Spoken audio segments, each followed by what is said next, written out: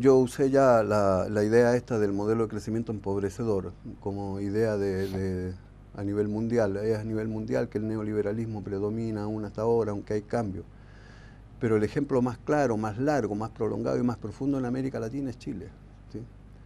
Y Chile tuvo un momento de un gran crecimiento económico del 87 hasta el 97, ¿sí? 11, 12 años, 8% de crecimiento, que se notó en la infraestructura, en todos lados.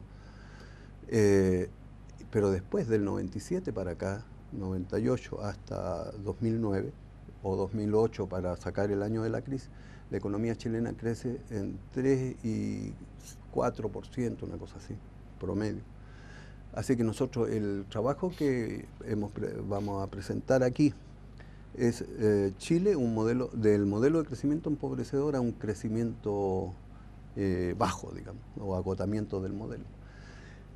Y eso tiene que ver mucho, ¿sí?, con que se da esta contradicción también, que Chile es un país exportador, han crecido mucho las exportaciones de todo tipo, sin embargo hay un crecimiento que empobrece a los trabajadores. Que no llega, digamos, no un llega, crecimiento del PBI que sí, no derrama, claro, como dirían. Sí, las empresas extranjeras en el año 2006, y ha sucedido de ahí hasta ahora también, se han sacado de Chile por utilidades y dividendos de la inversión extranjera directa, 25.000 millones de dólares, de los cuales 20.000 corresponde a las empresas del cobre, ¿sí?, que son las grandes mineras mundiales que se han apropiado del cobre chileno por que se le entregan los yacimientos en propiedad privada. De la época de la dictadura se estableció eso y eso ha seguido así hasta ahora.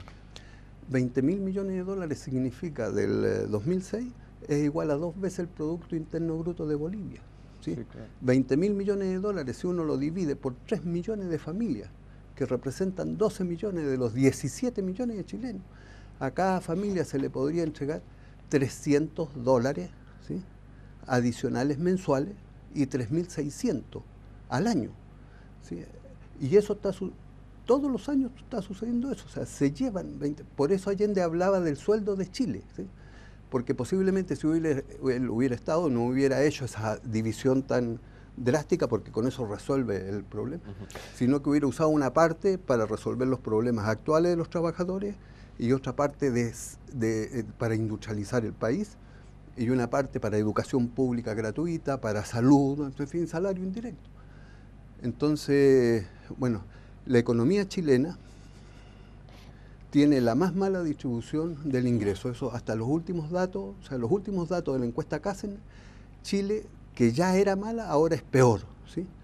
Pero había una contradicción entre Chile, que disminuía la distribución del ingreso, o sea, cada vez un poco más mala, de lo mala que ya era, ¿sí?, con el hecho de que el gobierno anunciaba, ¿sí?, de la concertación, que la pobreza disminuía, ¿sí? Entonces esto se demostraba al mundo, o sea, Chile crece, la pobreza disminuye, ¿sí? Pero el ministro de Hacienda de Pinochet, Felipe Larraín, que en la ciencia económica es muy conocido, porque en todas las escuelas de economía se estudia un libro de él hecho con un economista norteamericano, que es la macroeconomía de la economía mundial casi, o macroeconomía en condiciones de economía mundial, ¿sí?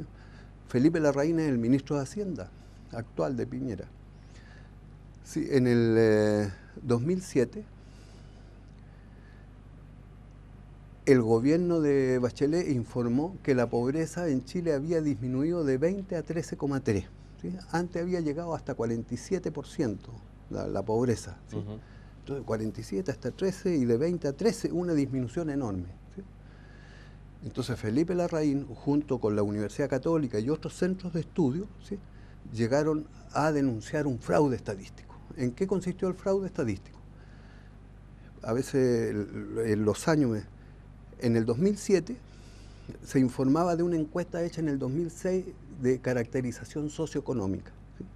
Esa encuesta del 2006, para calcular la pobreza, se tiene que vincular con una encuesta sobre el uso del presupuesto familiar de las familias, de presupuesto y gasto se llama.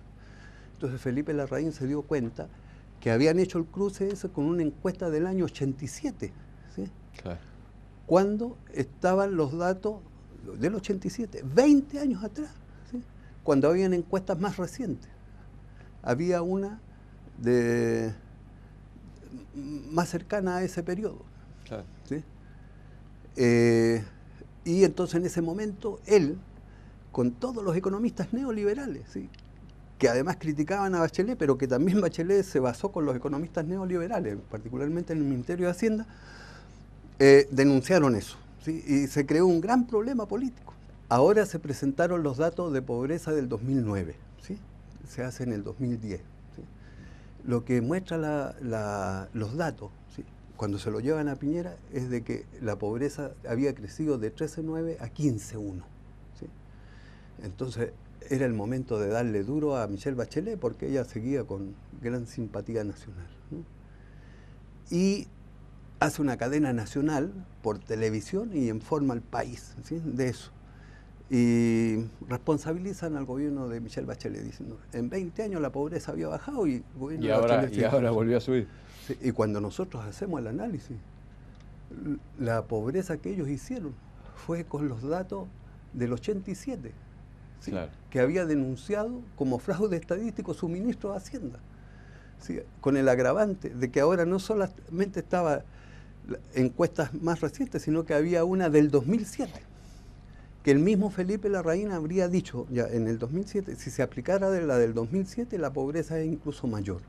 Así que nosotros hicimos un cálculo y la pobreza en Chile está sobre el 30% y ya es el 70% de los pobres, ¿sí? Son trabajadores, ¿sí? La mayoría de esos trabajadores, ¿sí? No tienen contrato, pero también hay un porcentaje importante de trabajadores pobres que tienen contrato, ¿sí? Entonces por eso es un crecimiento empobrecedor, ¿sí? Que da trabajos precarios. Y la pobreza no solo está en los que están marginados del sistema, sino que en los propios trabajadores. Claro, se crece, pero no se redistribuye. Orlando, le agradecemos muchísimo que nos haya acompañado en esta serie de entrevistas en el marco del cuarto encuentro de economía, política y derechos humanos. Nosotros nos volvemos a encontrar muy pronto. Seguramente que tengan ustedes muy buenos días.